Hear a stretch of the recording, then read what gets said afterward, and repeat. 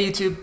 So originally I thought I would do a reading vlog for every single book that I read in the Crippled God. There are 6 if I remember right from the table of contents. But then I was like, hell, you only read the final installment in your favorite series ever once in your life. So why not chronicle it? So I'm going to go chapter by chapter. I might cheat a little bit depending on how long the chapters are. But some basic thoughts on chapter 1 of the Crippled God. First thing first, love there's no prologue. Dust of Dreams is basically a super long prologue. You can see my review of it there. So really happy that Erikson just gets into it. And can we say, as far as first lines in a final volume, let me get to this. 4 words. Cotillion drew 2 daggers. Oh, so good. I mean, come on, Erikson. Ugh. So that just gives you in the mood. I love Cotillion is like one of my low-key favorite characters in the series, which is hilarious because he's kind of the first bad guy you see because of the whole Hounds of Shadow thing in the prologue or chapter 1 of Guardians of the Moon. But I love him, and I think this is so cool. We finally get to see Edgewalker and hear him talk. We've heard a lot about him. We don't know exactly who it is. Probably it's someone from the First Empire, but that hasn't been confirmed to us yet. Calm, the Forkful of Sail, is mentioned.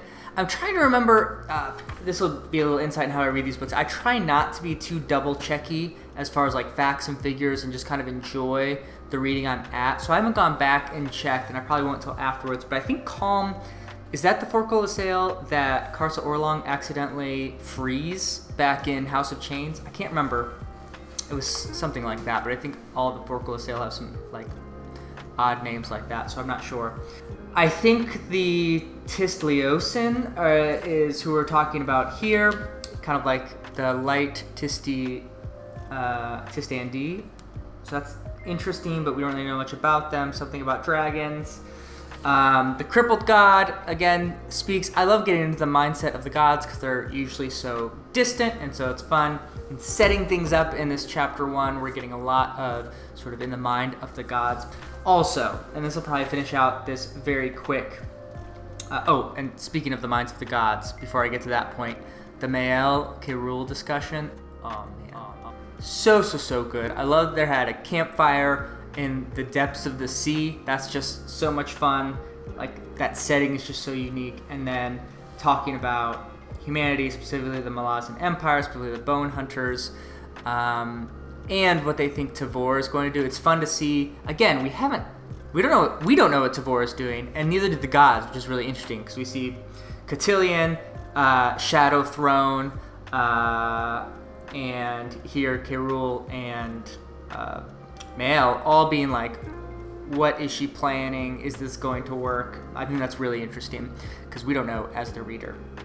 Finally, my prediction of Genos Perrin is so far real good because he's in this first chapter and he's their heart. I'm so happy he's back. He probably is my favorite character in the series, and I love that he's basically Whiskey Jack now. Like even down to the fact that he scratches his beard and he has a beard. Beautiful imagery to show the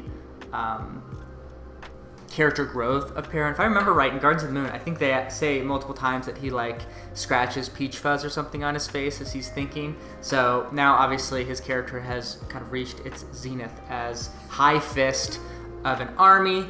And there's also, they reference that the Emperor is doing such and such a thing and that Lysine might be dead. Again, all of that behind the scenes, we don't know, but that is incredibly interesting, and that seems to make sense with what was happening the last time we were in Unta or Melaz City.